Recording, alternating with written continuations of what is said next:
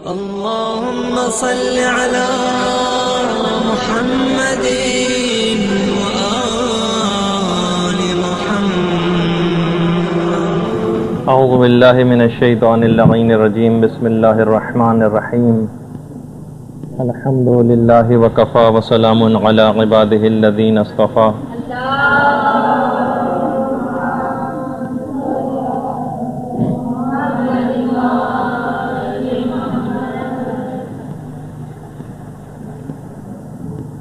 تفصیلات موت کے سلسلے میں درس نمبر 23.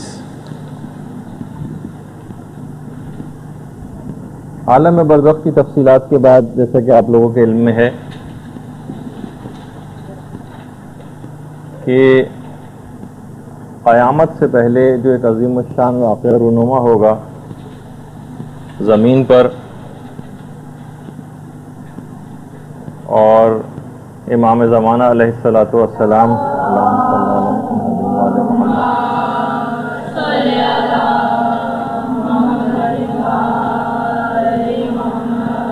کے ظہور کی تفصیلات ہم قدر تفصیل کے ساتھ بیان کر رہے تھے. اتنا زیادہ اسلامی روایات کا ذخیرہ ہے اس متعلق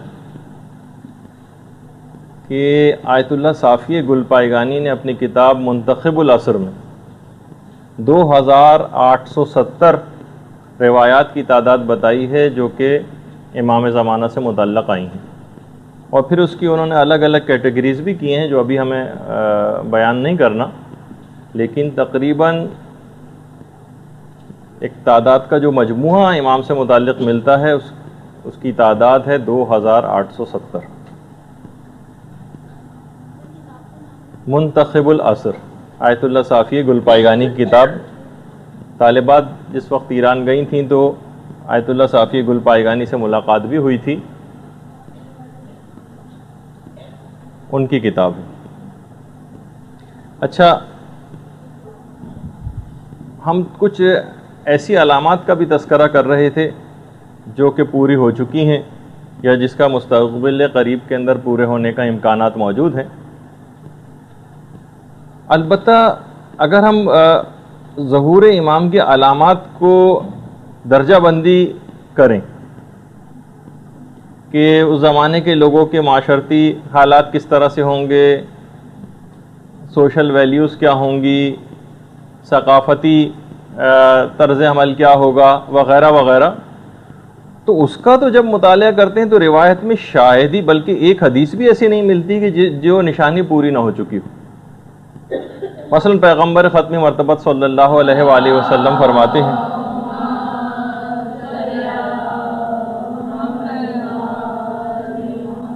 کہ جب تمہارے صاحب رائے لوگ فاسق ہو جائیں گے، یہ آخری زمانے کی نشانیاں سب بتائی گئی.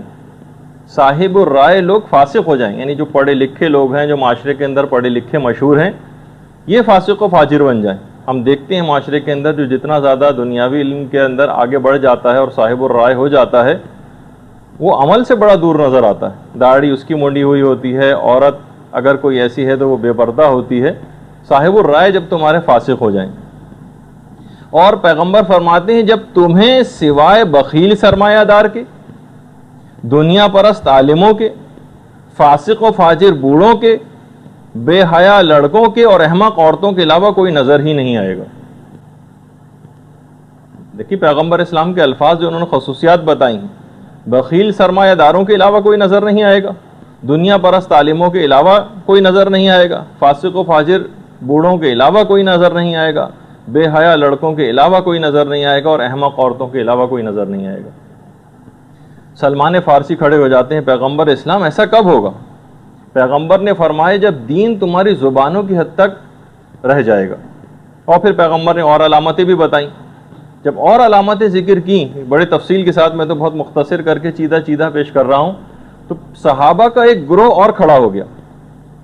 کہا کہ یا رسول اللہ آخر ایسا کب ہوگا جو آپ بتا رہے ہیں؟ پیغمبر نے فرمایا کہ جب نمازوں میں تاخیر کی جائے گی. اول وقت پہ لوگ نماز نہیں پڑھیں گے، نمازوں میں جب تاخیر کی جائے گی، مرد اپنی بیویوں کی اطاعت کرنے لگیں گے، عورتیں جب بے حیا ہو جائیں گی اور تکبر دلوں کے اندر داخل ہو جائے گا، اس طرح سے جس طریقے سے زہر جسموں کے اندر داخل ہو جاتا ہے۔ جب لوگ فرائض دینیہ کو حقیر سمجھنے لگیں گے، کوئی امپورٹنس ہی نہیں دیں گے کہ یہ سب چیزیں بھی کتنی اہم ہیں، اگر کوئی کرنے بھی جائے گا تو اس کا مذاق اڑایا جائے گا کہ آج کل کے دور میں بھلا کیسے ممکن ہے۔ جب فرائض دینیہ لوگ حقیر سمجھنے لگیں گے، اور جب سرمایہ دار پیسوں کی بنا پر اپنی تعریف کی خواہش کرنے لگیں گے، ان کی زبانیں، پیغمبر فرماتے ہیں کہ شہد سے زیادہ شیریں ہوں گی ان کی گفتار اور گفتگو، لیکن ان کے دل حنظل سے زیادہ کڑوے ہوں گے۔ بحار الانوار میں پوری روایات ہیں اس سلسلے میں۔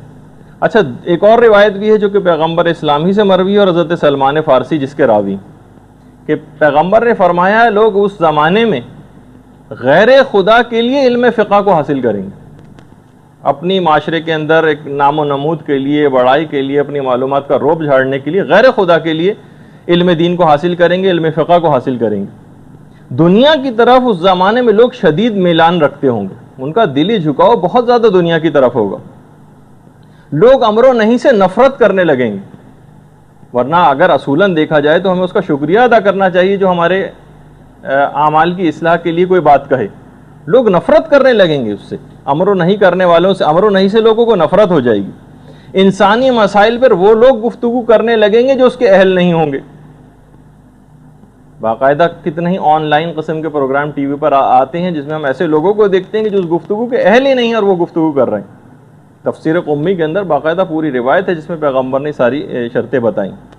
پھر پیغمبر فرماتے ہیں کہ مسلمان لوگ اپنے علماء سے نفرت کرنے لگیں گے، لوگ دولت کے لیے شادیاں کریں گے، اس زمانے میں جو پست لوگ ہیں وہ بلند ہو جائیں گے اور بلند لوگ جو ہیں وہ پست ہو جائیں گے۔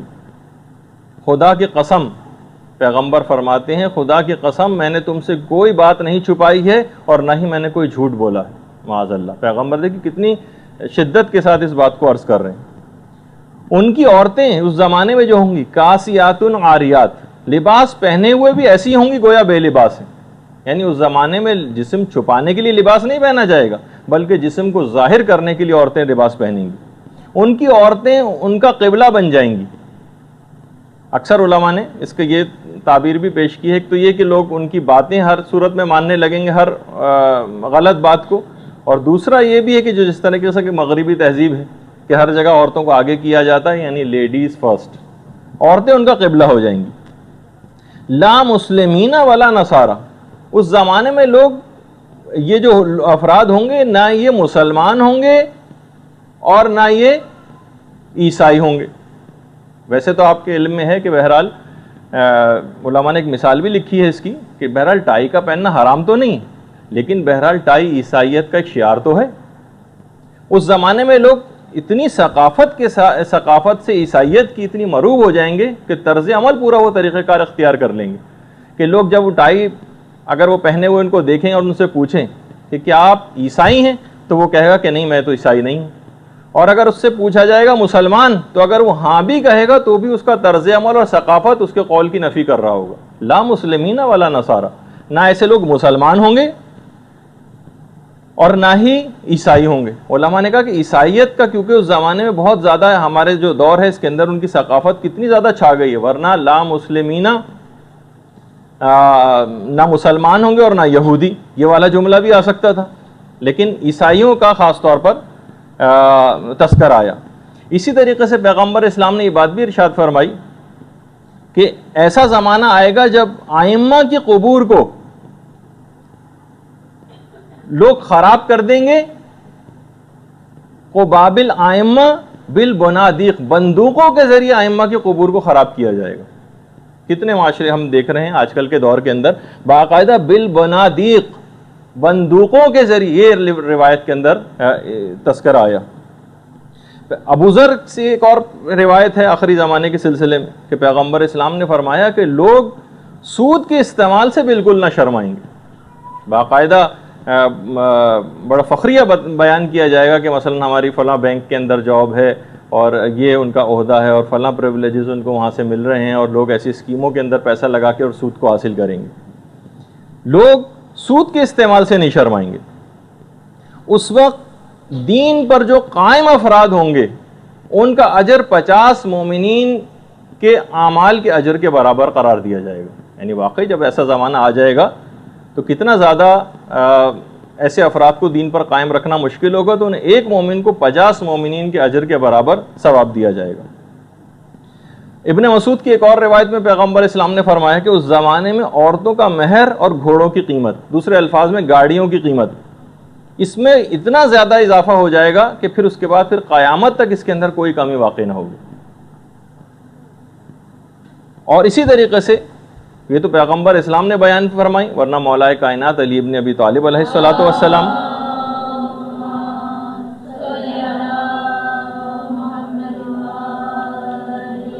مولا فرماتے ہیں لوگ دین کو غیر دین کے لیے حاصل کریں گے، یعنی آخرت کے بجائے دنیا کے ذریعے دین کو حاصل کریں گے، دین کو غیر دین کے لیے حاصل کریں گے اور دنیا کے کاموں کو آخرت کے کاموں پر مقدم کر دیں گے۔ اس زمانے میں مولا فرماتے ہیں سال مہینوں کے برابر ہو جائیں گے، مہینے ہفتوں کے برابر ہو جائیں گے، ہفتہ دنوں کے برابر ہو جائے گا اور دن 1 گھنٹے کے برابر ہو جائے گا۔ جو آج کل ہم دیکھتے ہیں نا کہ ہمارے پاس کسی کے پاس بھی وقت نہیں ہے، مولا اس کی بہت پہلے بیان فرما چکے ہیں کہ اتنی تیزی کے ساتھ یہ سب چیزیں گزریں گی، انسان کی مصروفیت کا یہ عالم ہو جائے گا۔ بیٹا اپنے باپ سے کینہ رکھے گا، سوہلے لوگوں کو دیکھ کر واپس کر دیا جائے گا، یعنی لوگ دینداروں سے وحشت کرنے لگیں گے کہ لیجئے یہ آ گئے، اب تو ان سے مثلاً صرف حدیثیں اور فلاں چیز سننی پڑے گی۔ لوگ دینداروں سے سوہلے افراد کو دیکھ کر واپس کر دیں گے، یعنی ان سے وحشت محسوس کریں گے۔ گناہ گاروں کا استقبال کیا جائے گا، جیسے کہ ہم معاشرے کے اندر نظر بھی آتا ہے۔ باپ اپنی اولاد کے برے افعال کو دیکھ کر خوش ہوگا، اور اس کے بعد فرمایا یا ویل لبلدان سندھ والہند، امام فرماتے ہیں کہ وائے ہو سندھ کے اور ہندوستان کے شہروں پر کہ کتنا زیادہ قتل و غارت گری اور خرابی وہاں پر واقع ہوگی۔ ویل لبلدان سندھ والہند، یہ باقاعدہ دیکھیے مولا کائنات کے جملے۔ اور پھر اس کے بعد فرمایا یا ویلو لقسطنطین، وائے ہو فلسطین والوں پر کہ ناقابل برداشت فتنے وہاں پر نمودار ہوں گے، وائے ہو فلسطین والوں پر۔ دیکھیے کتنی واضح طور پر علماء نے کہا کہ واقعاً یہ جملہ ہے علماء کا کہ یہ تمام چیزیں مذہب شیعہ کی حقانیت کو واضح کرتی ہیں کہ ان کے جو رہنما ہیں کیسا علم غیب رکھتے ہیں اور 1400 سال بعد تک کی کس انداز کی خبریں روایات کے اندر نقل ہوئیں۔ اچھا، اسی طریقے سے مولا یہ بھی فرماتے ہیں کہ اس زمانہ جو آخری زمانہ ہوگا اس میں لوگ صدقے کو جرمانہ خیال کریں گے۔ وہ تو آپ کو پتہ ہی ہے کہ جیسے گورنمنٹ کی جتنی اسکیمیں ہوتی ہیں اس کے اندر جو پروفٹ ملتا ہے اس کا 50% غریب کو دینا ہوتا ہے۔ اچھا، وہ ایک واجب صدقہ ہے، لیکن لوگ کیا سمجھتے ہیں اس کو کہ بھائی یہ تو بڑا جرمانہ ہمیں دینا پڑ رہا ہے، یہ تو بہت زیادہ پیسے ہمیں دینے پڑ رہے ہیں، لوگ اس کو صدقے کو جرمانہ سمجھیں گے۔ صلہ رحمی کو احسان سمجھا جائے گا، ارے بھائی یہ تو اس رشتہ دار کا حق تھا، یہ جو آپ نے کیا ہے، لوگ اس کو احسان سمجھنے لگیں گے، اس نے تو بہت بڑا احسان کر دیا ہمارا یہ حق ادا کر کے، لوگ صلہ رحمی کو احسان سمجھیں گے۔ اور مولا فرماتے ہیں اس زمانے میں سب لوگ بھیڑیے بن جائیں گے، اور جو بھیڑیا بننے سے انکار کرے گا اسے دیگر بھیڑیے کھا جائیں گے۔ علائم الظہور میں آقا زنجانی نے پوری تمام یہ والی روایات نقل کی ہیں۔ اس زمانے میں عورتیں اس انداز کی ہوں گی کہ بالکل ظاہراً بے پردہ ہوں گی، اور مولا یہ بھی فرماتے ہیں کہ اپنی زینتوں کو لوگوں کے سامنے ظاہر کریں گی، میک اپ کر کے نامحرموں کے سامنے آیا کریں گی۔ دیکھیے کتنی مذمتی سب بیانات ہو رہے ہیں۔ ایسی عورتیں دین سے عاری ہوں گی، فتنوں میں داخل ہوں گی، یہ عورتیں لذات کے پیچھے بھاگنے والی ہوں گی، یہ عورتیں محرمات الہی کو حلال سمجھیں گی، اور فی جہنم خالدات، اور یہ عورتیں ہمیشہ جہنم میں رہیں گی۔ دیکھیے مولا کے جملے علائم الظہور میں آقا زنجانی نے پوری روایت کو نقل کیا۔ اور اس کے بعد ایک دفعہ مولا مظلوم امام حسین علیہ السلام نے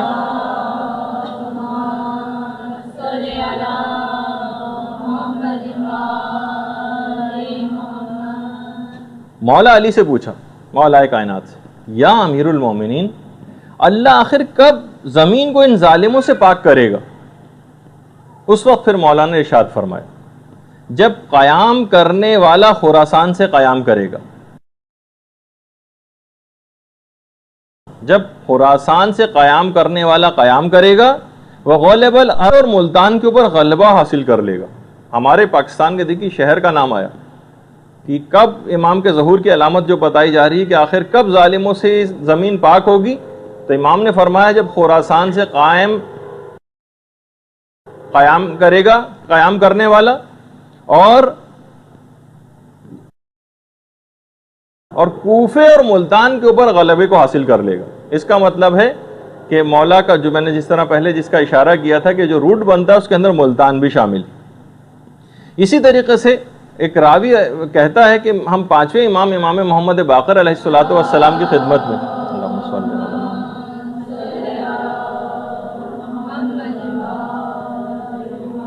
خدمت میں حاضر ہوئے، تو امام نے فرمایا خراسان خراسان، سیستان سیستان۔ اچھا اب دیکھیے راوی کہتا ہے کہ امام گویا ہمیں بشارت دے رہے تھے کہ ہمارے مسائل کا حل ان دو علاقوں سے ہوگا، خراسان سے اور سیستان سے۔ اگرچہ دونوں ایران ہی کے علاقے ہیں، لیکن کچھ اس طرح کی تعبیرات بھی آ رہی ہیں کہ اس میں آقا خامنہی کا تعلق خراسان سے یعنی مشہد سے، اور سیستان سے آقا سیستانی کا بہرحال تعلق ہے۔ تو خراسان خراسان، سیستان سیستان۔ راوی کہتا ہے کہ گویا امام ہمیں بشارت دے رہے تھے کہ ہمارے مسائل کا حل ان دو علاقوں سے ہوگا۔ اچھا اسی طریقے سے پھر چھٹے امام جعفر صادق علیہ الصلوۃ والسلام،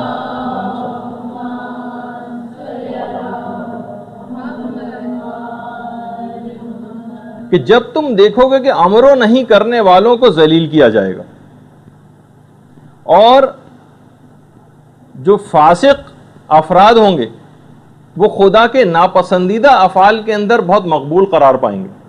امر نہیں کرنے والے تو ذلیل ہو رہے ہوں گے، لیکن فاسق و فاجر لوگ ٹی وی کے اوپر مثلا جتنے گلوکار اور گلوکارائیں اور اداکار اور اداکارائیں آتے ہیں، ان کا صرف زبان کے اوپر ایک ہی چیز کا بار بار تذکرہ ہوتا ہے کہ پروردگار کا بڑا شکر ہے کہ اس نے ہمیں بڑی عزت عطا کی۔ مقبول قرار پائیں گے فاسق و فاجر افراد، اور کثیر دولت ان امور کے اوپر خرچ کی جائے گی۔ چھٹے امام فرماتے ہیں کہ جن سے خدا سخت ناراض ہوتا اس کے اوپر دولت کو خرچ کیا جائے گا۔ حکومت ایسے افراد کو ملے گی جو زیادہ پیسہ خرچ کرنا جانتے ہو، جو زیادہ پیسہ خرچ کرے گا اسے حکومت مل جائے کرے گی، جس کو آج کل کی اصطلاح میں ہارس ٹریڈنگ کہا جاتا ہے۔ جس کے پاس بھی اتنا پیسہ ہے وہ حکومت بنا سکتا ہے لوگوں کو دے کے۔ لاہو و لعب کی جگہوں کی کثرت ہو جائے گی امام فرماتے ہیں، اور کوئی ایسا نہ ہوگا جو ان جگہوں پر جانے کے لیے لوگوں کو منع کرے۔ بلکہ امام کا جملہ ایک اور بھی آگے، نہ صرف یہ کہ وہ منع نہیں کرے گا بلکہ منع کرنے کی جرت بھی نہ کرے گا، منع کرنے کی کوئی جرت نہیں کرے گا۔ قرآن کا سننا لوگوں کو گراں گزرے گا۔ آپ لگا کے دیکھ لیجئے کبھی، اگر روزانہ 5 6 7 دفعہ آپ کیسٹ کے اوپر ٹیپ ریکارڈر پہ لگاتی ہیں آپ قرآن کی تلاوت، تو ہر تھوڑی دیر بعد کوئی نہ کوئی آ کر اس کو بند کر، لوگوں کو گراں گزرے گا۔ چاہے دل سے وہ ڈرتے ہیں انکار کرتے ہوئے ظاہراً روکنا، لیکن کانوں کو وہ آوازیں لوگوں کو گراں گزریں گی۔ قرآن سننا گراں گزرے گا، ہاں البتہ باطل کی سماعت وہ لوگوں کو بڑی بھلی معلوم ہوگی۔ غیبت کے ذریعے باتوں میں نمک اور مزہ پیدا کیا جائے گا۔ دیکھیے کتنی علامتیں، یعنی کون سی علامت ہے کہ جو پوری نہیں ہوئی۔ اچھا دولت رکھنے والے جو افراد ہوں گے وہ حقوق شرعیہ کو ادا نہ کریں گے، اور امام آگے فرماتے ہیں کہ علامتیں مسلسل ظاہر ہو رہی ہوں گی، مسلسل علامتیں پوری ہو رہی ہوں گی، مگر کوئی خوف زدہ ہونے والا نہ ہوگا۔ مال کو غیر شرعی امور میں صرف کیا جائے گا، کثیر مال کو غیر شرعی امور میں صرف کیا جائے گا، اور لوگ قلیل مال کو بھی اطاعت خدا میں خرچ نہ کریں گے۔ قلیل مال کو بھی والدین کی بے عزتی کی جائے گی، اور فرازی منبر سے تقوی کا درس دینے والے خود اپنی باتوں پر عامل نہ ہوں گے۔ پھر امام فرماتے ہیں کہ اوقات نماز کا استخفاف کیا جائے گا، لوگ پابندی وقت کے ساتھ نمازیں نہیں پڑھیں گے، اور صدقہ و خیرات سفارش پر دیے جائیں گے. کانٹیکٹس ریفرنسز اگر ہیں تو آپ کو چیز ملے گی, سہم سادات ملے گا, اور ورنہ کوئی کتنا ہی مستحق کیوں نہ ہو اس کو کوئی چیز نہیں دی جائے گی. یہ عمل لوگ صدقہ و خیرات اور جو مظالم وغیرہ ہیں یہ خدا کی مرضی سے نہیں بلکہ لوگوں کی مرضی سے انجام پائیں گے. روایت میں پھر ہے کہ انسان کی حاجتیں اتنی شدت اختیار کر جائیں گی کہ امام فرماتے ہیں لوگ ایک دوسرے سے نفرت کرنے لگیں گے اور ایک دوسرے کا انکار کرنے لگیں گے. راوی نے کہا کہ مولا یہ تو پھر بھی سمجھ آتا ہے کہ حاجتوں کی کثرت ہو جائے گی, لوگ ایک دوسرے سے نفرت کرنے لگیں گے, لیکن ایک دوسرے کے انکار کے کیا معنی, یہ میری سمجھ میں نہیں آتی. امام نے فرمایا کہ جب کوئی برادر دینی کسی کے پاس کوئی حاجت لے کر جائے گا تو جس کے پاس حاجت لے کے جائے گا اس کا رویہ اس حاجت کو بیان کرنے کے بعد تبدیل ہو جائے گا. وہ اس طرح سے اس سے نہیں ملے گا جیسے حاجت بیان کرنے سے پہلے جس انداز سے ملا تھا. یعنی اب آپ دیکھیے کہ اس کا انداز گفتگو ہی پورا بدل جائے گا. اب بہرحال اتنی علامتیں ہیں کتنی بیان کی جائیں, آپ خود یعنی اگر علامتوں ہی کو دیکھیں تو تقریباً 10,000 سے زائد ہیں, اور آپ نے جس انداز سے ابھی کتنی علامتیں آپ کے سامنے جتنی بھی بیان ہوئی, اتنا وقت نہیں کہ مکمل طور پر بیان کریں, ورنہ 2 3 4 نشستیں اسی کے اوپر چاہیے ہوں گی. لیکن واقعی کوئی ایسی علامت نظر نہیں آتی کہ جو اب پوری ہمیں ہوتی نظر نہ آ رہی. اس لحاظ سے تو لگتا ہے کہ ظہور کا وقت بہت قریب ہے. اچھا, کیا ایک مسئلہ ہے علماء کے ہاں ہمارے کہ کیا امام کے ظہور کا وقت مقرر کرنا, وہ تو سب کو پتا ہے کہ اس کو جھٹلایا جائے جو بھی ظہور کا وقت مقرر کرے, لیکن کیا اندازے لگائے جا سکتے ہیں, کیا رمزیہ طور پر یا اشارے کے طور پر امام کے ظہور کا کوئی وقت بتایا جا سکتا ہے؟ تو دیکھیے بہرحال علماء نے کہا کہ اس سے مراد یہ ہے کہ جن روایات کے اندر بہت سختی کے ساتھ ممانعت آئی ہے ظہور کے وقت کو معین کرنے کی, مذمت کی, اس کے معنی یہ کوئی ایک حتمی ڈیٹ بتا دینا, بس امام کا ظہور فلاں وقت پہ ہوگا اور بس یہ بالکل حتمی اور یقینی بات ہے, بالکل فیکٹ ہے, اس کے طور پر بیان کرنا تو یقیناً حرام ہے اور اس کو جھٹلانا بھی واجب ہے اس شخص کو. ہاں البتہ اندازے لگانا ہو سکتا ہے اس کے ساتھ. اب جتنی بھی باتیں اب آپ سنیں گے اس کے بعد تو کہیں بھی معاشرے کے اندر بالکل سے حتمی طور پر پیش نہ کیجیے گا, کیونکہ میں نے جیسے پہلے بھی بتایا تھا روایات کے اندر کچھ اس میں اختلافات بھی ہوتے ہیں. مثلا جیسے ما واہو بے تقرید اوف اسلمی کے متعلق بیان ہوا تھا کہ اس کا تعلق تقرید سے ہوگا. ایک روایت میں ما واہو بے کویت کہ کویت سے اس کا تعلق ہوگا, ایک روایت میں یہ بھی ہے. تو کوئی ایک بات کو فیکٹ کے طور پر پیش کرنا یہ ممکن نہیں. بہرحال اندازے لگائے جا سکتے ہیں. اسی طریقے سے 5ویں امام کی ایک حدیث ہے, امام محمد باقر علیہ الصلوۃ والسلام,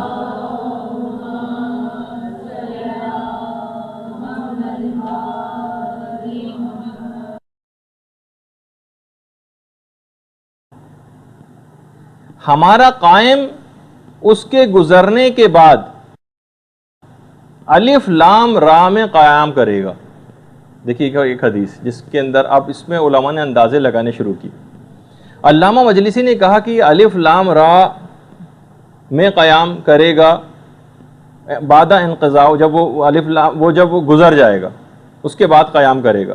علامہ مجلسی فرماتے ہیں پورے قرآن میں الف لام را سے شروع ہونے والے 5 سورے, اگر ان کے اعداد نکالے جائیں تو 1155 بنتے ہیں وہ اعداد. اور اگر ہو سکتا ہے کہ راوی سے صاحب ہونے کی بنیاد پر اگر اس میں ہم الف لام میم را بھی شامل کر لیں تو اس کے جب اعداد ملائے گئے تو 1426 بنا کہ اس کے بعد قیام ہوگا, اور آج کل 1427 چل رہا ہے. اس لحاظ سے تو جو علامہ مجلسی کا اندازہ تھا اس سے بھی بس کچھ ہی بات آگے بڑھی. اور پرانے علماء نے جتنے اندازے لگائے ہیں اور علامہ مجلسی کے جو اندازے ہیں اس میں اگر ہم موجودہ اس کے اندر ایک امکان کے طور پر ایک پاسبلٹی ہے کہ اب سے لے کر 2025 کے درمیان میں ایک اندازہ ہے کہ امام کا ظہور متوقع ہے. علماء کی بات میں بتا رہا ہوں.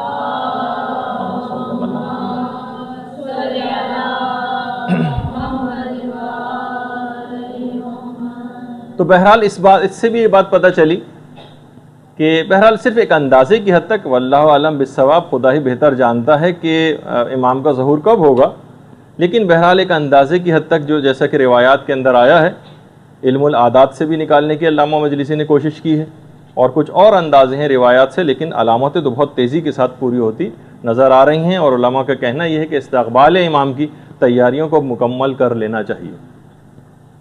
اچھا، اب ہم تھوڑی سی بیان کر رہے تھے امام، یہ تو سمجھنے کے لحاظ سے ذرا تمہیدی گفتگو ہوئی ہماری، لیکن ہم ایک سیریز کے اندر جو بہت سی باتیں بیان کر رہے تھے، اس کے اندر ایک ذرا جب روایات کو ہم دیکھتے ہیں تو بہت زیادہ ظہور امام سے متصل سفیانی کا متعلق بہت زیادہ روایات آئیں۔ سفیانی آخر ہے کون؟ نام اس کا سفیانی نہیں، لگتا یہ ہے جو روایات سے بات پتہ چلتی وہ یہ ہے کہ سفیانی ایک عرب شخص ہوگا، عرب ہوگا، اور ایک جو آج کل نام نہاد so called Islamic heavy weights ہیں، مصر ہے، سعودی عرب ہے، امکان ہے کہ اس سے اس کا کوئی تعلق ہوگا۔ دشمنی اہل بیت کے اندر یہ شخص بے انتہا راسخ ہوگا، دشمنی اہل بیت میں۔ روایات میں ابھی اتنا وقت نہیں ہے، لیکن ایک اشارہ کرتا گزرتا ہوں کہ روایات میں ہے کہ اس حد تک یہ دشمن ہوگا کہ یہ باقاعدہ اعلان کروا دے گا کہ جس شخص کا بھی نام محمد، علی، فاطمہ، حسن، حسین، زینب، رقیہ، باقر، جعفر، خدیجہ یہ ہو، ان سب کو گرفتار کر کے قتل کر دیا جائے۔ حتیٰ کہ یہ ایسے بچوں کو بھی نہیں چھوڑے گا، یہ ایسے بچوں کو بھی نہیں چھوڑے گا کہ جن کا یہ نام ہوگا، جن کا نام جو باقاعدہ روایتوں میں جملہ ہے کہ یہ تیل کو کھولانے کے بعد اس کے اندر بچوں کو ڈالے گا جو اس نام کے ہوں گے۔ تو بہرحال روایات میں یہ بھی ہے کہ یہ رجب کے آخر میں خروج کرے گا، اور اس دن روز جمعہ ہوگا جب سفیانی ظاہر ہوگا۔ لگتا تو یہی ہے کہ بہرحال کہ یہ انہی اس نام نہاد جو اسلامی ممالک ہیں اس سے اس شخص کا کوئی تعلق ہوگا۔ اور باقاعدہ دیکھیے اس کے حالات اتنے زیادہ ہیں کہ علماء نے پوری کتابیں سفیانی کے موضوع پر لکھی ہیں۔ السفیانی، علامہ محمد فقیہ نے پوری کتابیں لکھی اس شخص کے حالات کے اوپر۔ اور چھٹے امام نے بھی جملہ ارشاد فرمایا کہ سفیانی کا خروج بالکل حتمی، 9 ماہ کی اس کی ٹوٹل حکومت ہوگی۔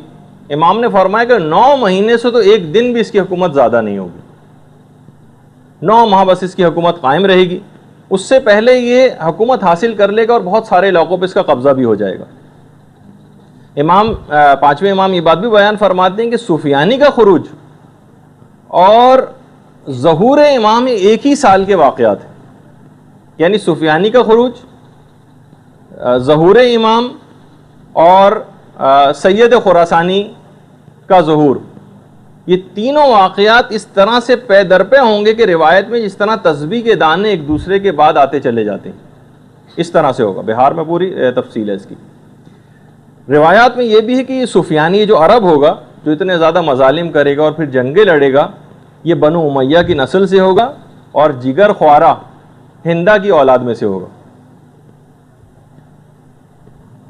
جو مشہد کے جو امام جمعہ و جماعت ہیں، باقاعدہ انہوں نے تو خیر آج کل کی جو جگر خوارہ ہے اسے کونڈو لیزا رائس کو قرار دیا ہے کہ وہ ہے جگر خوارہ آج کل کے دور کی۔ خیر، سفیانی اور ظہور امام ان دونوں میں فقط 6 مہینے کا فاصلہ ہوگا، جیسے کہ ہم نے پچھلی دفعہ اس کو ذکر کیا تھا۔ بعد میں بہرحال اس کی تفصیل ابھی آگے چل کے آئے گی کہ جب سفیانی کی امام سے جنگ ہوگی، سفیانی کو شکست ہو جائے گی، سفیانی کو گرفتار کر لیا، زندہ گرفتار ہو جائے گا سفیانی، اور امام کے اصحاب سفیانی کو گرفتار کر کے جب امام کی خدمت میں لے کر آئیں گے تو امام اس وقت نماز عشاء پڑھ رہے ہوں گے۔ امام کی نماز عشاء ختم ہونے کے بعد امام سفیانی کی طرف متوجہ ہوں گے۔ اس وقت سفیانی بہت زیادہ منت سماجت کرے گا اور معافی مانگے گا۔ امام اپنے اصحاب کی طرف متوجہ ہوں گے اور کہیں گے کہ تم بتاؤ کہ اب تم کیا کہتے ہو۔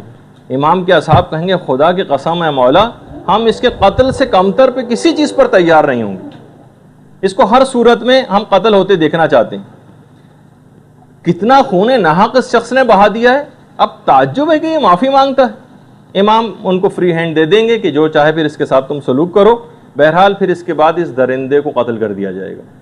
اس کے قتل کے فوراً بعد سارے فتنے بالکل ختم ہو جائیں گے. اچھا لیکن اس سے پہلے، یہ تو ہم نے بالکل آخری اس کا انجام بتایا، اس سے پہلے کا جو روایت میں ہے کہ یہ شروع میں سفیانی کی حکومت، اچھا سفیانی شروع میں بڑا عادلانہ طریقے سے عربوں کا ایک ہیرو کے طور پر ابھر کر آئے گا کہ عربوں کے اندر لوگ کہیں گے کہ بھائی اس کے متعلق جو ہم نے باتیں سنی تھی تو ساری جھوٹی ہیں، تو بہت عادلانہ طور پر حکومت کر رہا ہے. لیکن اس کے بعد پھر وہ اپنے انداز و طریقے کو ظاہر کرے گا، اور بہرحال اس دور میں اس کی حکومت اردن، شام، فلسطین وغیرہ ان سب علاقوں کے اندر اس کی حکومت قائم ہو جائے گی. پھر یہ عراق پر حملہ کرے گا. اچھا روایات میں یہ بھی ہے کہ ترکی اور رومی، اچھا جہاں ترکی کا لفظ روایت میں آتا ہے ترکی افراد کا، اس سے مراد احتمال ہے کہ دو افراد، یا تو روسی اس سے مراد ہیں یا چائنیز اس سے مراد ہے. یہ اور رومی، وہ تو جو میں نے آپ کو بتایا کہ امریکہ اور یورپ وغیرہ، کہ ترکی اور رومی بھی اس جنگ کے اندر کود پڑیں گے. بہرحال عراق میں سفیانی کی حکومت قائم ہو جائے گی. اس کی اصل بدقسمتی اس وقت شروع ہوگی سفیانی کی جب یہ ایران پر حملے کے لیے نکلے گا اور سید خراسانی سے اس کی مٹ بھیڑ ہوگی. اس وقت یہ اپنا ایک لشکر حجاز بھجوائے گا، اور البتہ اس لشکر میں خود یہ موجود نہیں ہوگا، یعنی بھجوائے گا، اور مدینے سے جب اس کا لشکر وہاں پر تباہی پھیلا کر مکے کی طرف، امام کی طرف آ رہا ہوگا، اسی زمانے میں امام مکے میں ظہور کر چکیں گے. اللہم صلی علی محمد وآل محمد.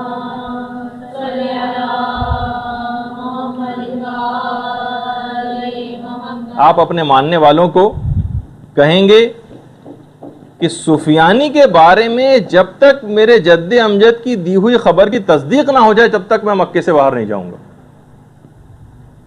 اور اشارہ امام کا اس پہ ہوگا کہ جب مدینے سے مکے سفیانی کا لشکر وادی بیدا سے گزر رہا ہوگا تو وہ مشہور واقعہ پیش آئے گا کہ وادی بیدا میں اس کا پورا لشکر اپنے تمام اسلحے اور ساز و سامان سمیت زمین کے اندر غرق ہو جائے گا. صرف دو افراد بچیں گے، ان کی بھی چہرے ان کے جسموں سے پھر جائیں گے، بالکل الٹی طرف ان کے چہرے ہو جائیں گے. صرف دو گواہ بچیں گے، ایک سفیانی کے لشکر کو جا کر خبر دے گا اور ایک امام کے پاس آ کر خبر دے گا. اچھا جیسے کہ میں نے اس سے پہلے کہا کہ جس سفیانی کی حکومت اس سے پہلے ہی جارڈن میں، سیریا میں، عراق میں، فلسطین، ہر جگہ قائم ہو چکی ہوگی، بلکہ پورے جزیرہ نما عرب ہی پر قائم ہو چکی ہوگی. اس وقت اس کے بعد پھر افواج امام کے ساتھ جو اس کی جنگ ہوگی وہ رام اللہ میں ہوگی. امام کی افواج غالب آئیں گی، سفیانی گرفتار اور قتل ہوگا، جیسے کہ ابھی آپ نے سنا اس سے پہلے. سفیانی کے قتل کے بعد بہرحال تمام شہر آزاد ہو جائیں گے. امام عالمی حکومت کے قیام کا اعلان کر دیں گے. تاریخ ما بعد الظہور کے اندر پورے واقعات یہ تفصیل سے بیان کیے گئے. رام اللہ میں جو امام کی جنگ ہوگی اس میں رومی افواج بھی سفیانی کی مدد کے لیے آئیں گی. رام اللہ میں جنگ ہوگی اور رومی افواج، یعنی یہی مغربی طاقتوں کی جو اتحادی افواج ہیں، یہ وہاں پر موجود ہوں گی. اچھا خود روایات کے اندر رام اللہ میں رومیوں کی آمد خود ایک امام کے ظہور کی علامات میں سے ایک ہے. رام اللہ میں رومیوں کی آمد یہ باقاعدہ علامات میں سے ایک ہے. اچھا یہ جو رام اللہ کا جو لفظ ہے نا، رام اللہ کا جو علاقہ ہے یہ شام میں بھی ہے رام اللہ کے نام سے، اس کے علاوہ مصر میں بھی ہے اور فلسطین میں بھی. ان تینوں جگہ ہے، لیکن زیادہ امکان اسی کا ہے کہ یہ فلسطین کی بات ہو رہی ہے. مکے میں ظہور کے بعد امام کا جو سب سے پہلا ہدف ہوگا وہ قبلہ اول کی آزادی ہوگا.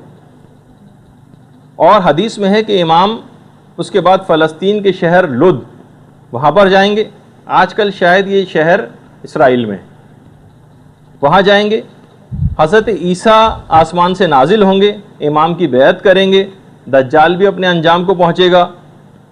اور فلسطین میں پھر جب حضرت عیسیٰ کی آمد ہوگی تو امام زمانہ پھر فلسطین میں حضرت عیسیٰ کو قتل دجال کا بھی حکم دیں گے. روایت بھی پوری اس میں پوری تفصیل آئی ہے اس سلسلے میں. اچھا جب سفیانی کی حکومت پورے پیک پر ہوگی، یعنی ظاہر ہے وہ بڑا مقبول بھی ہوگا، پوری عرب کے اوپر اس کی حکومت قائم ہو چکے گی، اس وقت امام سفیانی سے ملاقات کی خواہش ظاہر کریں گے، 1 to 1 ملاقات. اور امام کہیں گے کہ میں شخصی طور پر تم سے ملنا چاہتا ہوں. سفیانی عرب ہوگا، وہ بھی امام کے پاس بہرحال اس کی ملاقات ہوگی. 1 to 1 ملاقات میں امام سفیانی کو اس بات پر قائل کر لیں گے کہ وہ فلسطین کا علاقہ خالی کر دے، قدس کا علاقہ کو خالی کر دے، سفیانی مان جائے گا، لیکن جب اپنے ان لوگوں کے پاس جائے گا جو اس کے پشت پناہ ہوں گے تو سب اس کو شدید لعنت ملامت کریں گے۔ اچھا، وعدے سے اپنے پھر جائے گا، اور یہ بھی ہے کہ سفیانی کے جو پشت پناہ ہوں گے وہ یہودی اور رومی ہوں گے۔ دیکھیے، ہے سفیانی مسلمان عرب، لیکن اس کے پشت پناہ یہودی اور رومی ہوں گے روایت میں، اور بہرحال یہ اپنے اس وعدے کو توڑ دے گا۔ سفیانی کی شکست کے بعد وہ پورے واقعات ہوں گے، اور امام ہوائی راستے سے طیاروں کے جھرمٹ میں پھر عراق میں داخل ہوں گے۔ پانچویں امام یہ بیان فرماتے ہیں کہ امام جب عراق پہنچیں گے تو نور کے 7 قبوں میں ہوں گے، اور یہ پتہ نہیں ہوگا کہ امام اس میں سے کس کے اندر ہے۔ دیکھیے، جو سیکیورٹی ریزن اس زمانے میں بھی ہوں گے، جیسے کہ آج کل بھی ہوتا ہے، کئی اگر ایسے ہوتے ہیں جو اہم ترین لوگ ہوتے ہیں، اس میں کچھ ڈمی طور پر بھی کچھ ایسے جہاز اور گاڑیاں ہوتی ہیں کہ پتہ نہیں چلتا کہ اس میں اہم شخصیت کس میں۔ پانچویں امام یہ بیان فرماتے ہیں کہ جب عراق میں اس نور کے 7 قبوں کے اندر داخل ہوں گے تو یہ معلوم نہیں ہوگا کہ ان میں سے کس میں امام ہے۔ اچھا، بہرحال روایات میں یہ بھی ہے کہ براہ راست نجف میں نہیں اتریں گے، جب بھی وہاں سے چلیں گے تو براہ راست نجف میں نہیں اتریں گے، بلکہ لگتا ایسا ہے کہ کسی فوجی چھاونی میں یا پھر کربلا میں پہلے اتریں گے، اس کے بعد پھر دوبارہ وہاں سے اڑیں گے اور پھر نجف میں آئیں گے۔ اچھا، ایک بات اور اس کے اندر بیان کر دی جائے کہ کیا امام بالکل اکیلے ہیں آج کل؟ روایات میں یہ ہے کہ امام کے ساتھ 30 افراد کی ایک جماعت ہر وقت رہتی، 30 افراد۔ اگر ان میں سے کوئی ایک بھی مر جاتا ہے تو فوراً دوسرا اس کی جگہ لے لیتا ہے۔ ظاہر ہے کہ جیسے میں نے پہلے کہا تھا کہ طول عمر امام زمانہ کا معجزہ ہے، ان کے اصحاب کا نہیں، سوائے 2 اصحاب کی جن کا آگے چل کے تذکرہ آنے والا ہے، خضر اور الیاس، لیکن اس کے علاوہ اور کسی کا معجزہ نہیں طول عمر۔ تو کوئی ایک بھی ان 30 میں سے انتقال اگر کر جاتا ہے تو فوراً دوسرا شخص اس کی جگہ لے لیتا ہے۔ اور چھٹے امام یہ بھی ارشاد فرماتے ہیں کہ قائم کے لیے ضروری ہے کہ وہ تنہا ہو، یعنی اس کو ان کی غیبت کے لیے ضروری ہے کہ امام تنہا ہو، البتہ بہترین رہائش گاہ طیبہ ہے، یعنی مدینے میں ہے ان کی، اور 30 افراد سے ملنے میں کوئی وحشت نہیں ہے۔ بہار الانوار کی 52ویں جلد کے اندر امام نے فرمایا کہ 30 افراد کے ملنے میں کوئی وحشت نہیں ہے، یعنی ایسا نہیں کہ امام بالکل اکیلے اور کسی ایک سے بھی نہ ملے، نہیں، 30 افراد کی ایک جماعت تو ہمیشہ ان کے ساتھ رہتی۔ ہاں، امام کی تنہائی کے ایک دوست ہیں اور ان کا نام ہے حضرت خضر۔ 8ویں امام امام علی رضا علیہ الصلوۃ والسلام یہ فرماتے ہیں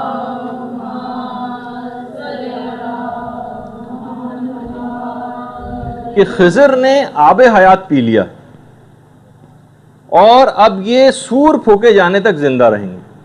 حضرت خضر ہمارے پاس آتے ہیں، ہمیں سلام کرتے ہیں، ہم ان کی آواز سنتے ہیں، ہم انہیں دیکھتے ہیں، اور جب بھی کبھی یاد کریں تو حضرت خضر حاضر ہو جاتے ہیں۔ اور امام فرماتے ہیں جب بھی تم کبھی حضرت خضر کو یاد کیا کرو، یعنی ہم لوگوں سے خطاب ہے، جب بھی تم حضرت خضر کو یاد کرو یا دوسرے الفاظ میں ان کا ذکر پڑھو تو حضرت خضر کو سلام ضرور کیا کرو۔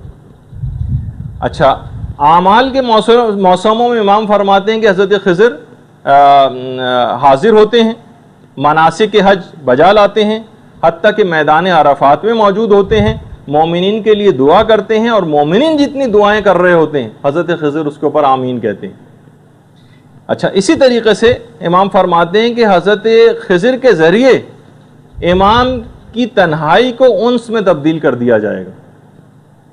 تنہائی، حضرت حجت کی تنہائی کو حضرت خضر کے ساتھ جوڑ دیا جائے گا، اور وہ حضرت خضر امام زمانہ کے تنہائی کے انیس اور جلیس ہوں گے۔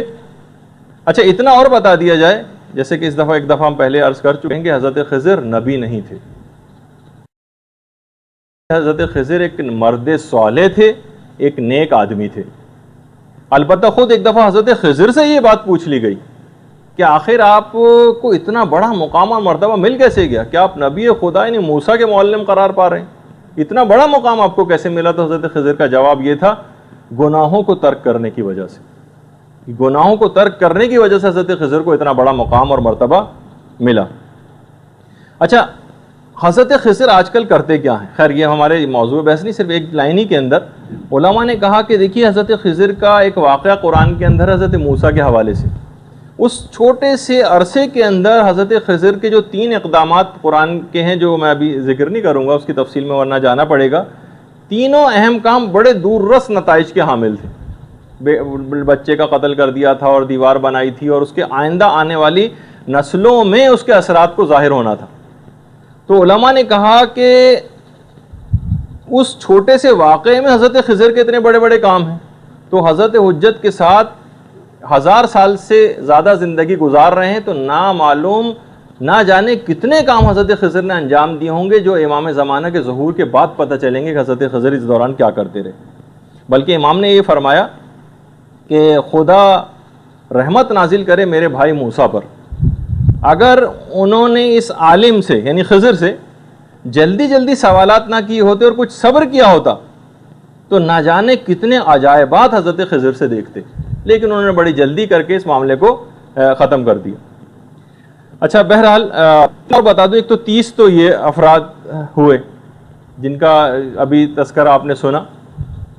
کفمی ہمارے ایک بہت بڑے عالم ہیں، انہوں نے مصباح ایک کتاب ہے اس کے حاشیے کے اندر لکھا ہے، اور سفینۃ البحار میں شیخ عباس قمی نے لکھا۔ یہ امپورٹنٹ ایک بات ہے کہ زمین کبھی بھی قطب سے خالی نہیں ہوتی، قطب قاف توئے بے، اور 4 اوتاد تو اس میں لازمی ہوتے ہیں، الف واو تے الف دال اوتاد۔ یہ اوتاد تو ہر صورت میں ہوں گے، 40 ابدال ہوں گے،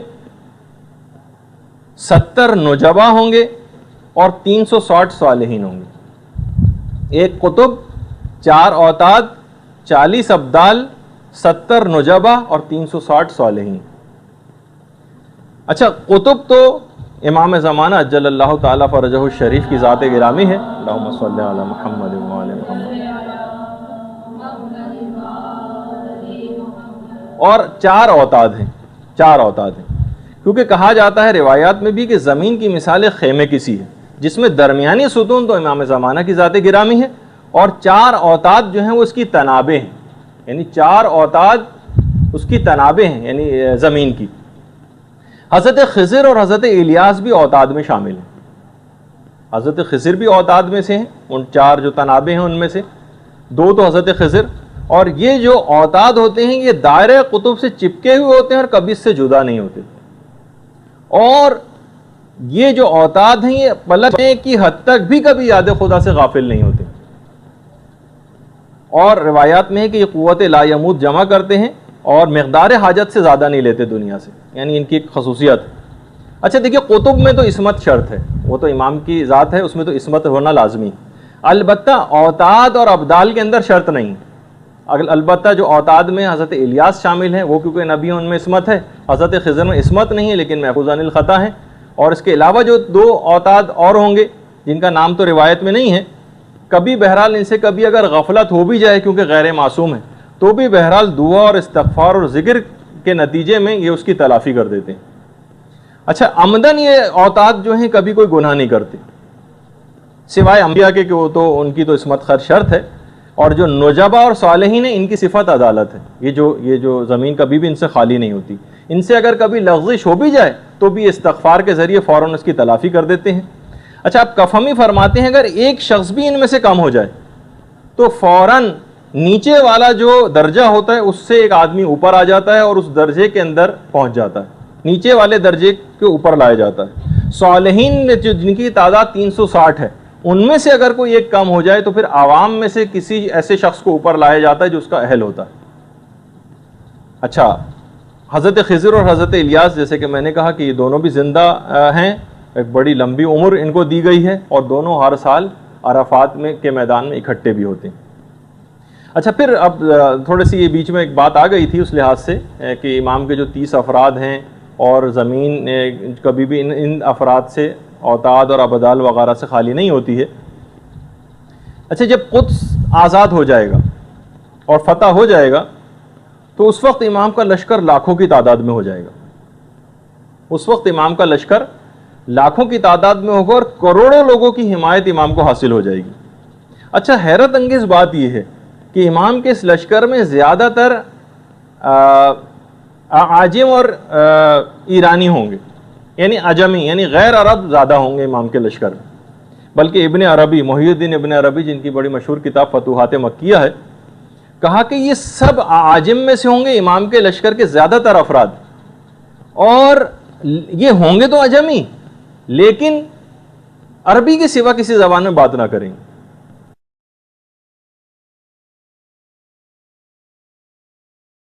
اچھا، اسی طریقے سے امام کے جو 313 اصحاب ہوں گے، ان کے متعلق بھی تھوڑی سی بات سن لیجیے کہ دیکھیے 313 کا عدد اسلامی تاریخ کے اندر واقعاً بڑا ایک معنویت رکھتا ہے۔ خود اس عدد کے اندر ایک عجیب و غریب بات ہے۔ جنگ بدر میں بھی مسلمانوں کی تعداد 313 تھی۔ اگر تمام شہدائے کربلا کو کیلکولیٹ کیا جائے، مشہور تو یہ ہے کہ وہ 72 تھے، جی نہیں، ان کی تعداد بھی 313 ہی تھی۔ کچھ اس میں ایسے تھے کہ جو باقاعدہ میدان جنگ میں آ کر لڑے ہی نہیں اور ویسے ہی شہید ہو گئے، خیام سے نکلتے ہی ان کو شہید کر دیا گیا۔ خاص طور پر وہ روایت میں کہ جب مولا حضرت علی اکبر کے لاشے کو اٹھا کر خیموں کی طرف لا رہے تھے تو اس وقت 35 شہزادگان آل محمد خیموں سے نکلے تھے امام کی نصرت کے لیے، لیکن محمد ابن اشعث کے سپاہیوں نے تیر مار مار کے ان 35 شہزادگان کو شہید کر دیا تھا اور امام تک پہنچنا ہی نہیں دیا تھا۔ یہ تو لیکن 72 تو وہ تھے جو باقاعدہ جنگ کے اندر جا کر لڑے تھے میدان میں، لیکن کتنے ایسے تھے جو ویسے ہی شہید کر دیے گئے تھے۔ اچھا، اسی طریقے سے امام کے ساتھ بھی ہے کہ واقعات کربلا کے اندر بھی کہ 313 کا ان کا عدد ہوگا۔ البتہ جو امام زمانہ کے ساتھ لوگ ہیں ان کے متعلق بھی یہی ہے کہ ان کا بھی عدد 313 ہی ہے، 313 کا عدد۔ اچھا، مولا نے جو ان 313 کے جو نام اور پورے شہر ایک خطبے کے اندر آئے ہیں کہ ان 313 افراد کے نام کیا ہیں، ان کے شہر کیا ہیں، اس میں ہمارے سندھ سے بھی ایک نام ہے 313 میں جس کا نام عبد الرحمن امام مولا کائنات نے لیا ہے ان 313 میں۔ اچھا، بہت سارے شہر تو ایسے ہیں ان میں کہ جو بڑے نامانوس سے ابھی تک شاید بنے ہی نہیں ہیں وہ شہر۔ اچھا، جو اور شہروں کے نام آئے ہیں کہ کن کن علاقوں سے ان 313 کا تعلق ہوگا، تو اس میں آرمینیا بھی ہے اور اس میں اصفہان کا نام بھی آیا ہے، اسکندریہ کا نام بھی آیا ہے، انطاکیہ کا نام بھی آیا ہے، مصر کا نام بھی آیا ہے، شام کا بھی نام آیا ہے، نجف کا بھی ہے، اور اس کے علاوہ فلسطین کا بھی نام ہے، یمن کا بھی ہے، ایتھوپیا کا بھی ہے جسے حبشہ جو پرانے زمانے میں کہا جاتا تھا، اس کے علاوہ حلب ہے، دمشق ہے، اور سرادیپ، یہ جو سیلون جو موجودہ سری لنکا ہے، یہاں سے بھی ایک نام ہے روایت میں 313 میں، سے نام ہیں، طالقان سے نام ہیں، لبنان سے ہیں، مکے سے ہیں، مدینے سے ہیں۔ اچھا، اس طرح سے کر کے بہت سارے، یعنی جو 313 لگتا ہے کہ پوری دنیا کو اس طرح سے بہرحال ایک کور کیا گیا ہے ان 313 افراد میں۔ اچھا، یہ جو 313 امام کے جو صحابی ہوں گے، ان میں سب کا اسٹیٹس برابر نہیں ہوگا، یعنی ایسا نہیں کہ 313 بالکل ایک کیٹیگری کے ہوں، نہیں، ان میں سے 112 ایسے ہوں گے جو ان 313 میں سے 112 جن کا اسٹیٹس اور افضلیت دوسرے لوگوں سے زیادہ ہوگی۔ اچھا، یہ 313 جمع کیسے ہوں گے، یہ بھی پورا روایات کے اندر آیا ہے، باقاعدہ غیبت نعمانی میں ہے کہ 5ویں امام یہ جملہ ارشاد فرماتے ہیں کہ جو چل کر آنا چاہے گا اس کے لیے تو طے الارض ہوگا۔ یہ 313 افراد میں سے یہ اگر پیدل چل کے آنا چاہیں تو ان کے لیے طے الارض ہوگا، قدم آگے بڑھائیں گے اور اگلا قدم مکے میں ہوگا۔ کچھ کو عالم خواب میں یہ اپنے اپنے علاقوں کے اندر سو رہے ہوں گے، ان کو عالم خواب اور نیند کی حالت ہی میں اپنے بستروں سے اٹھایا جائے گا اور ان کی آنکھ کھلے گی تو اپنے آپ کو حضرت حجت کے سامنے پائیں گے مکے میں۔ کچھ ان میں افراد ایسے ہوں گے، کچھ ایسے افراد بھی ہوں گے جو امام نے فرمایا ہے کہ جو بادلوں پر سوار ہو کر آئیں گے، اور نہ جانے اس زمانے میں ٹیکنالوجی کس انداز کی ہو جائے گی کہ روایات میں ہے کہ بادلوں سے ان کا نام اور ان کے والدین کا نام اور ان کے شہر کا نام نشر ہو رہا ہوگا، بادلوں میں سے۔ اچھا، مولا سے پوچھا گیا کہ مولا یہ جو 3 کیٹیگریز بیان کی ہیں ان میں سے افضل کون ہوگا، ٹریولرز کرنے والے جو نیند کی حالت میں مکے میں لائے جائیں گے وہ، یا جو بادلوں پہ سفر کر کے آئیں گے؟ بادلوں پہ سفر کے معنی ہو سکتا ہے کہ بائی ایئر جہازوں کے ذریعے کچھ افراد آ رہے ہوں۔ امام نے فرمایا جو بادلوں پر سفر کر کے آئیں گے یہ ان افراد سے افضل ہوں گے۔ اچھا، ان کے متعلق امام نے کہا کہ قرآن کی آیت انہی کے متعلق آئی ہے، اینما تکونوا یات بکم اللہ جمیعا، تم جہاں کہیں بھی ہوں گے خدا تم کو ایک جگہ پر جمع کر دے گا۔ قرآن کی آیت ہے، تم جہاں کہیں بھی ہو خدا تم کو ایک جگہ پہ جمع کر دے گا۔ یہ 313 افراد روایت میں کہ جہاں کہیں بھی جائیں گے لوگ ان سے بڑے مرعوب ہو جائیں گے۔ اچھا، اب ایک سوال یہاں پر یہ پیدا ہوتا ہے کہ ہم آخر کیسے ایسے افراد میں امام کے انصار میں کیسے شامل ہوں؟ تو یہ جو ابھی آپ نے آیت سنی تھی، اینما تکونوا یات بکم اللہ جمیعا، اس کی میں نے پوری نہیں پڑھی تھی، اسی وجہ سے کہ یہ دوسرے والے سوال میں اس کو پوری پڑھوں گا کہ آخر ہم کیسے اس میں شامل ہو سکتے ہیں۔ قرآن کی پوری آیت کیا ہے؟ فاستبقوا الخیرات اینما تکونوا یات بکم اللہ جمیعا، یہ ہے پوری آیت۔ نیکیوں میں سبقت اختیار کرو، ایک دوسرے سے بازی لے جانے کی کوشش کرو، تم الگ الگ بھی ہوں گے تو خدا تم کو ایک جگہ پر جمع کر دے گا۔ فاستبقوا الخیرات، نیکیوں میں ایک دوسرے پر سبقت لے جانے کی کوشش کرو۔ اینما تکونوا یات بکم اللہ جمیعا، تم جہاں کہیں بھی ہوں گے خدا تم کو ایک جگہ پر جمع کر دے گا۔ اچھا، اس کے اندر آپ نے دیکھا کہ بہرحال اس آیت کے اندر ایک عموم پایا جاتا ہے، کوئی قید نہیں ہے، عموم ہے، یعنی ہم آپ بھی شامل ہو سکتے ہیں۔ اور باقاعدہ منتخب الاثر میں آیت اللہ صافی گل پائیگانی نے اس آیت کی تفسیر میں مولا کائنات کی ایک روایت بھی بیان کی، کیا کہ مولا فرماتے ہیں یہاں الخیرات، نیکی سے مراد ہم اہل بیت مراد ہیں، ہماری طرف آنے میں جلدی کرو، یعنی ان کی اطاعت میں جلدی کرو، اور اس کے بعد جہاں کہیں بھی تم ہوں گے خدا تم کو ایک جگہ پر جمع کر دے گا۔ اچھا، اب جس شخص کو بھی یہ پسند ہے کہ وہ امام کے اصحاب میں شامل ہو جائے تو روایت میں کیا اس کے لیے آیا ہے؟ کچھ اقدامات وہ کرے۔ فَلْيَنْتَظِرُوا، سب سے پہلی تو چیز یہ ہے کہ وہ پوری آمادگی کے ساتھ امام کا انتظار کرے، یعنی اپنے آپ کو امام کے لیے آمادہ کرے، اور کوئی گناہ نہ کرے، اپنے آپ کو بہرحال گناہوں سے بچائے، وہ محاسن الاخلاق، اور بہترین اخلاق سے اپنے آپ کو آراستہ کرے۔ ایسے شخص حقیقی منتظر شمار ہوگا اور واقعی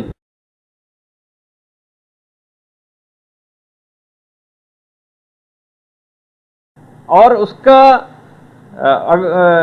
اگر وہ شخص مر بھی گیا اور امام زمانہ کا ظہور اس کے بعد ہوا تو اس کو بالکل وہی ثواب ملے گا جو اگر وہ امام زمانہ کے ظہور کو پا لیتا، تو بالکل وہی ثواب اس کو ملے گا۔ اچھا، یہ جو 313 افراد امام کے پاس ہوں گے، یہ پہنچ جائیں گے امام کے پاس، لیکن امام اس وقت تک مکے سے باہر نہیں جائیں گے جب تک کہ امام کے پاس 10,000 کی تعداد نہ ہو جائے۔ چھٹے امام سے پوچھا گیا راوی نے کہ مولا کیا یہ جو 313 افراد کیا فقط یہی ہوں گے؟ امام نے کہا نہیں، امام جو ہمارا قائم جو ہوگا جب تک مکے سے باہر نہیں جائے گا جب تک کافی ساری اس کے پاس طاقت جمع نہ ہو جائے، اور کافی طاقت 10,000 سے کم پہ حاصل نہیں ہوتی، مناسب اور کافی طاقت۔ اور اس کے بعد پھر روایات ہیں کہ امام جو بیعت لیں گے تو 27 باتوں کے اوپر بیعت لی جائے گی، یعنی ہم سے 27 باتوں کا عہد لیں گے، اسی کے اوپر بیعت لیں گے، اور ان 27 باتوں کا عہد لینے کے بعد 7 باتوں کا عہد اپنے ماننے والوں سے کریں گے کہ میں بھی یہ تمہارے ساتھ یہ کروں گا۔ اس کی ابھی تو 8 باتوں کا، بلکہ اس کا ابھی موقع نہیں ہے بیان کرنے کا، لیکن چند ایک صرف بیان کر دیتا ہوں۔ پہلی جو عہد ہم سے لیا جائے گا کہ ہم کسی مسلمان کو کوئی برا نہ کہیں گے، یعنی غیبت نہ کرنے کا عہد لیں گے کہ غیبت کوئی شخص دوسرے کی نہیں کرے گا، مسلمان کو برا بھلا نہ کہیں گے، ضرورت سے زائد مال کو جمع نہ کریں گے، یعنی جہاں ضرورت سے زائد جمع ہوا فوراً مستحقین کے اندر تقسیم کر دیں گے، کوئی چیز ذخیرہ نہیں کی جائے گی جو ضرورت سے زیادہ ہو۔ تیسری بات جس پہ عہد لیا جائے گا کہ تھوڑے پر لوگ قناعت کریں گے، لالچ کی طرف نہیں جائیں گے، سادہ زندگی گزاریں گے، خوشبو کا استعمال کریں گے، نیکی کا حکم دیں گے اور برائی سے روکیں گے۔ اس کے بعد خود امام اپنے انصار سے بھی بہت سارے وعدے کریں گے، کہا کہ جیسا تم لباس پہنتے ہو ایسا لباس میں پہنوں گا، جیسے تم زندگی گزارتے ہو ایسی زندگی میں گزاروں گا، جیسی سواری تمہارے پاس ہوگی ایسی سواری میرے پاس ہوگی۔ اور امام اس بات کا بھی عہد کریں گے کہ میرے پاس آنے کے لیے کوئی حاجب اور کوئی گارڈ مقرر نہیں کیا جائے گا، جس کا جب چاہے گا امام سے وہ رابطہ کر سکے گا۔ اچھا، تھوڑا سا بھی وقت ہے ہمارے پاس، تو اس میں خاص طور پہ ایک بات اور بیان کر دی جائے جو حضرت عیسیٰ سے بڑے متعلق ہے۔ دیکھیے، حضرت عیسیٰ کی آمد جو ابھی آپ نے اس سے پہلے سنا کہ قدس میں لد جو ایک شہر ہے وہاں پر حضرت عیسیٰ کی آمد ہوگی. اس کے بعد حضرت عیسیٰ پھر شام جائیں گے اور تمام دنیا عیسائیت کو اور دنیا یہودیت کو حضرت عیسیٰ باقاعدہ قائل کریں گے جا کر اور اسلام کی طرف ان کو راغب کریں گے. اور قرآن کی ایک آیت بھی ہے جو علماء نے کہا کہ جو واقعی بالکل سمجھے اس کے اندر تو بالکل مسئلہ ہی واضح ہو جاتا ہے. وَإِنَّ مِنْ أَهْلِ الْكِتَابِ إِلَّا لِيُؤْمِنُنَّ بِهِ. یہ دلیل ہے باقاعدہ کہ کوئی اہل کتاب ایسا نہیں ہوگا سوائے اس کے کہ وہ ایمان لے آئے گا, مسلمان ہو جائے گا, یعنی کوئی یہودی اور عیسائی ایسا نہیں بچے گا. اچھا علماء نے کہا کہ بھائی اس کا فلسفہ کیا ہے حضرت عیسیٰ کو اٹھائے جانے کا, کہ بہرحال علماء نے کہا کہ آخری زمانے میں پروردگار عالم کے تو علم میں تھا نا کہ عیسائی ایک بہت بڑی طاقت اختیار کر جائیں گے اور عیسائیت اسلام کے پھیلنے کی راہ میں سب سے بڑی رکاوٹ ہوگی. تو ان کی مدد کے لیے حضرت عیسیٰ کو رکھا گیا کہ آخری زمانے میں حضرت عیسیٰ کو بھیجا جائے گا تاکہ اس زمانے میں اس مسئلے کو حل کریں. اچھا جس وقت حضرت عیسیٰ پہنچیں گے, حضرت عیسیٰ کا ظہور ہوگا تو دنیا عیسائیت کے اندر بڑی خوشیاں منائی جائیں گی اور وہ یہ سمجھیں گے کہ حضرت عیسیٰ امام مہدی سے مقابلے کے لیے آ گئے ہیں. ان کا دماغ میں کانسیپٹ یہ ہوگا. لیکن حضرت عیسیٰ امام زمانے کے ساتھ مختلف ملکوں کے دورے کرنا شروع کر دیں گے, معجزات اور کرامات ایسی ظاہر کریں گے اور بڑے صبر اور سکون کے ساتھ تبلیغات کریں گے. ویسٹرن کنٹریز کی جو ایک خاص دشمنی اور ایک ٹینشن مسلمان ممالک کے ساتھ ہو چکے گی, جیسے کہ آج کل ہو بھی گئی ہے, بہت حد تک حضرت عیسیٰ اس دشمنی کو کم کریں گے اور ایک واسطہ بن کر عیسائی ممالک میں اور مسلمان ممالک میں باقاعدہ ایک صلح نامے کی قرارداد کے اوپر دستخط کروائیں گے, جو میں نے پچھلی دفعہ بھی اس کا ذکر کیا تھا.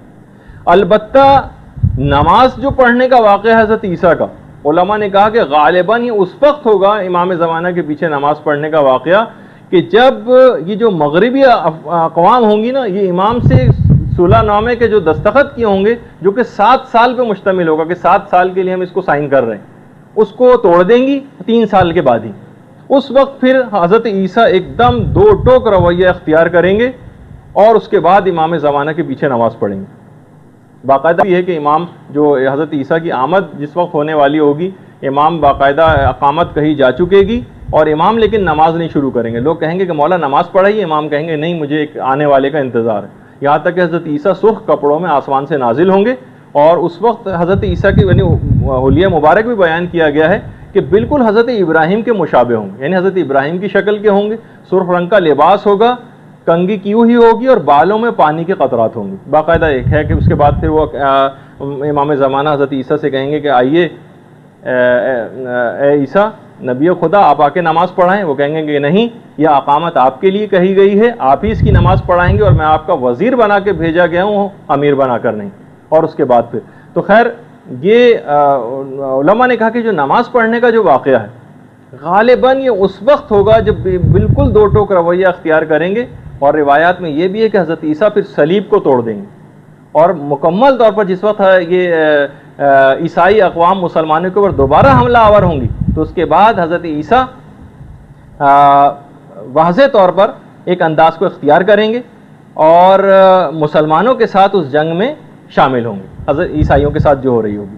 یہودیوں کا مسئلہ کیسے حل ہوگا؟ دیکھیے اتنی تعداد میں یہودی بھی ہیں, روایات میں کہ یہودی علماء امام زمانے کے پاس خود آئیں گے. امام انطاکیہ کے پہاڑوں سے, جو ترکی کے پہاڑ ہیں, وہاں سے جو تورات ہے اس کے غیر محرف نسخے نکالیں گے جو جن میں تحریف نہیں ہوئی ہوگی, وہ ان کے سامنے رکھیں گے. یہودی علماء ایمان لے آئیں گے اور 30,000 یہودی تو اسی وقت ایمان کو قبول کر لیں گے. اور اس کے بعد اسی طریقے سے عیسائیوں کو بھی امام اسی طرح سے قائل کریں گے کہ انطاکیہ کے پہاڑوں سے انجیل کے غیر محرف نسخے نکالیں گے. اور بہرحال اس طرح سے کوئی بھی عیسائی اور یہودی سب رفتہ رفتہ مسلمان ہوتے چلے جائیں گے. اللہم صلی علی محمد.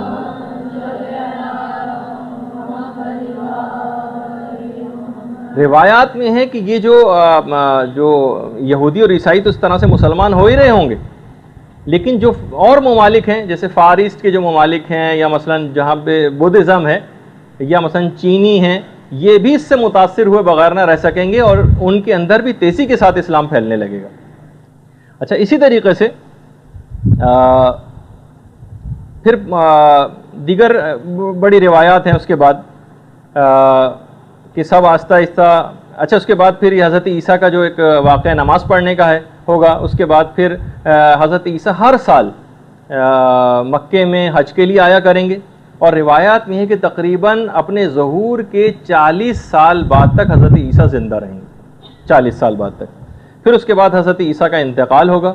امام زمانہ خود حضرت عیسیٰ کی تجہیز و تکفین کریں گے, تمام رسومات کو انجام دیں گے, اور اس اونی کپڑے میں حضرت عیسیٰ کو کفن دیا جائے گا جو حضرت مریم نے اپنے ہاتھوں سے بونا تھا, اسی میں ان کو کفن دیا جائے گا, اور قدس میں حضرت مریم کی قبر کے قریب ہی حضرت عیسیٰ کو دفن کیا جائے گا.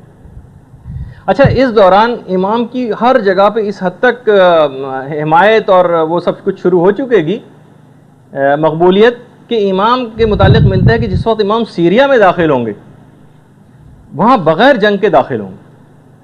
مسلم میں بھی ہے, ترمذی میں بھی ہے روایت کہ یہودی تم سے جنگ کریں گے لیکن تم کو یہودیوں کے اوپر غلبہ دے دیا جائے گا. اور پانچویں امام یہ بات بیان فرماتے ہیں کہ پھر اس کے بعد حضرت حجت کوفے آ جائیں گے. ان کے کوفہ آنے کے بعد ہر شخص اپنے آپ کو کوفے میں پہنچانے کی کوشش کرے گا, کوئی مومن ایسا نہیں ہوگا. امام آ چکے ہیں, کوفے میں موجود ہیں, ہر مومن چاہے گا کہ میں کوفے کسی طریقے سے پہنچ جاؤں. جب بھی امام حسن علیہ الصلوۃ والسلام, بہت کم حدیثیں پڑھی جاتی ہیں,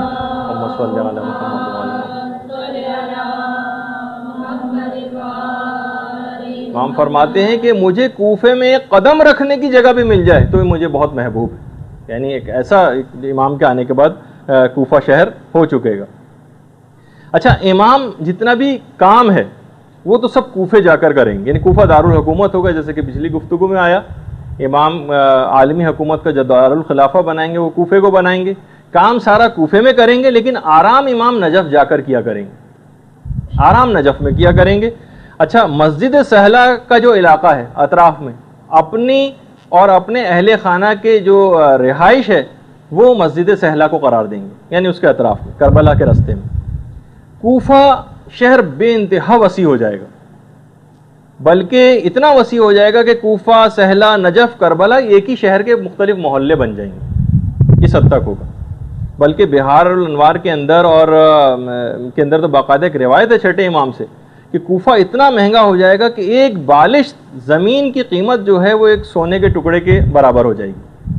سب لوگوں کی زبانوں اور دلوں پر فقط کوفے کا نام ہوگا. اچھا اسی طریقے سے جس وقت وہ مشہور روایات کے اندر ہے کہ نماز جمعہ جب ہوا کرے گی کوفے میں تو اس کی امامت خود امام زمانہ فرمایا کریں گے, اور لوگ دور دور سے اس نماز جمعہ کے اندر شرکت کے لیے آئیں گے, اور بلکہ شب جمعہ سے ہی لوگ کوفے پہنچنا شروع ہو جائے کریں گے کہ اگلے دن نماز جمعہ کے اندر ہم امام کی شریک ہو سکیں. 1000 دروازوں کی مسجد کوفے کے اندر ایک بہت بڑی امام زمانہ تعمیر کروائیں گے کہ جس وقت جمعہ امام پڑھایا کریں گے تو پورا شہر, روایات میں جملہ یہ ملتا ہے کہ چھٹے امام فرماتے ہیں کوئی شخص باقاعدہ تیز ترین سواریوں کے اندر بیٹھ کے بھی لوگ کوفے پہنچیں گے, لیکن وہ اس نماز کا ارادہ کر کے نکلیں گے, لیکن پھر بھی جگہ نہ ہونے کی وجہ سے نماز جماعت میں شرکت سے رہ جائیں گے. اتنا کوفے کے اندر اتنا زیادہ رش ہو جائے گا کہ جو امام نماز پڑھائیں گے. اور اس کے بعد پھر اس کی ہم کچھ اور تفصیل ہے کہ امام اس کے بعد کون کون سی اصلاحات کو قائم کریں گے. بس ایک آج کیونکہ ایک تو تھوڑا سا دیر سے شروع ہوا اور آج پوری کوشش کے باوجود, ورنہ میرا ارادہ تھا کہ آج کسی طور پہ اس کو ختم کر دوں گا, بڑی معذرت, لیکن اتنی اس کے اندر تفصیل آتی چلی جاتی ہے کہ پھر اپنے آپ کو روکنا ذرا مشکل ہو جاتا ہے. تو تھوڑا سی گفتگو انشاءاللہ اگلی دفعہ امام زمانہ کی اس کو مکمل کریں گے. رجت کا تھوڑا سا ذکر آئے گا اس کے اندر, اور اس کے بعد پھر قیامت کی گفتگو شاید اگلی دفعہ سے ہی ہم اسٹارٹ کر دیں. تو آج کی حد تک ہم اپنی گفتگو کو یہاں پر روکتے ہیں. والسلام علیکم ورحمۃ اللہ وبرکاتہ.